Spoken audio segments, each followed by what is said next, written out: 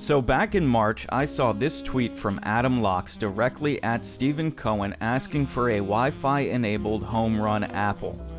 You, much like Steve Cohen, are probably wondering what the hell is a Wi-Fi enabled Apple.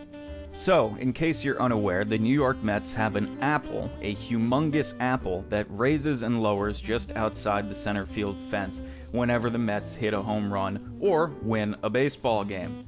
Adam declared in his tweet that he wanted something that he could keep on his desk, a Wi-Fi enabled apple that would perform these duties at home. I thought that was a great idea, so I started looking around and picked up an Arduino Nano ESP32, that little linear actuator, an L298N motor driver, a 12-volt power supply, and this really shitty electronics kit. I thought the Apple would be the hardest part, but thanks to this Delta Stadium giveaway from 2018, it was actually the easiest part. So I got to ordering, and soon enough, everything had arrived. The Apple itself was actually unbelievably clutch. It came with this little plunger thing. It was spring loaded so you could pop it up and down. We're not going to use the spring loaded thing at all, so doing some little test fits, seeing how the actuator fits. The plunger is going to come out eventually.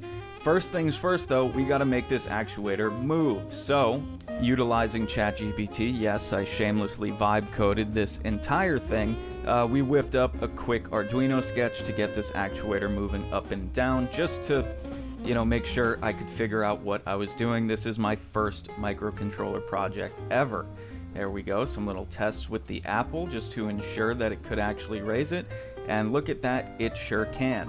So with that out of the way, it's time to jump into the actual code, and for that we're going to be pulling from the MLB Stats API and the game info that gets sent after every single pitch. This is a shitload of data, way too much data for the Arduino Nano to parse on its own, so what the code does is it actually sets up a Flask web server that the Arduino pulls using trigger endpoints that get set whenever the Mets hit a home run or win the game.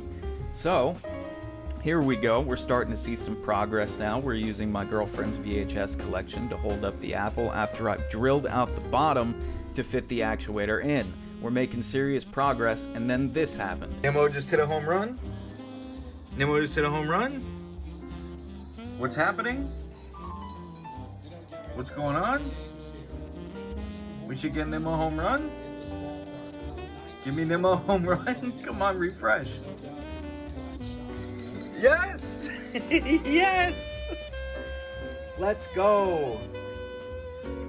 Let's go, Mets. Let's go, Nemo. Crank that one. That's what I'm talking about, baby. Now, it wasn't working perfectly yet, but I don't have any other videos from the rest of the process. So, as far as this is concerned, it was done and ready to go. I was originally going to solder everything up, but I ended up being way too lazy for that. So I just shoved it all in a box, breadboard included, stuck the 12-volt barrel jack outside the back, and just like that, we had a functioning Wi-Fi enabled Apple that would pull the MLB Stats API and raise according to Mets home runs or victories. Thank you, Adam Locks, for making that tweet and inspiring me to do this.